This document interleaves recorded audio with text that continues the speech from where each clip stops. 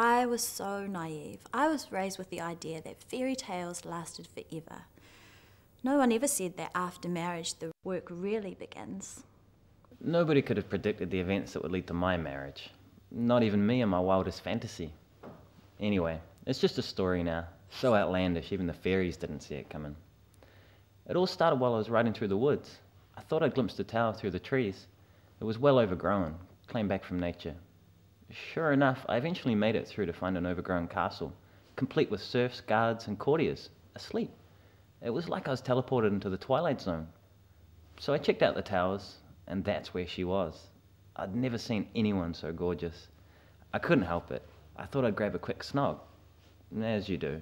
And wham! She woke up, startled, curious, and busting for a leak. Seemed she'd been asleep for some years. Some curse from a pissed-off fairy, and the kiss had broken the spell. It was so good to be awake again, at last. And to have the spell broken by a handsome man. Come on, that's a dream I've had for hundreds of years. It seems there was a karmic pressure to be her saviour, and everyone presumed we'd marry. Sure, I wasn't doing much at the time, and I was happy to indulge in the fairy tale. And after all, she was a honey. Cool, right? Go for it, Lancelot, I hear you think. Turns out she used to have all these servants who then had to go out and get real jobs. And everybody said we'd live happily ever after? Yeah, right. Boys are great. Every girl should own one. And Lancelot, he was like no other man I'd ever met. Well, except the lazy, noble, holier-than-thou attitude. And that he should always be right and have things his way just because he has a penis.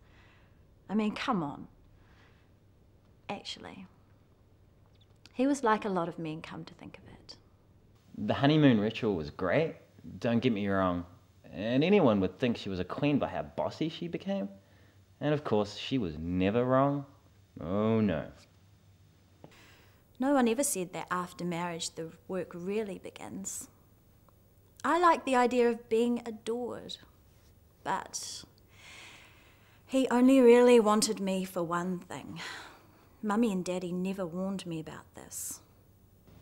You know, the whole princess thing, you know, I reckon that's just a bit of a power trip. I mean, it's true. Like, women, you know, they've got the power.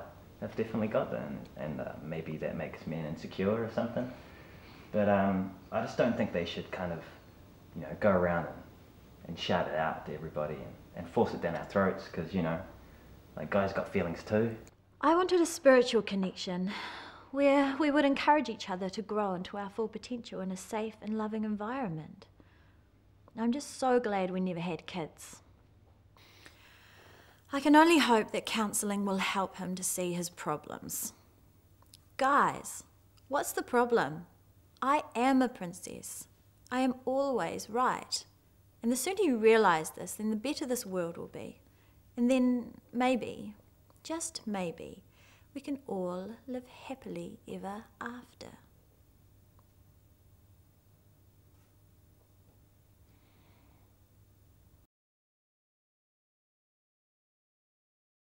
So could I do it again? Sure, it was great. Get laid and get to hang out in the castle and shit. Like, sure.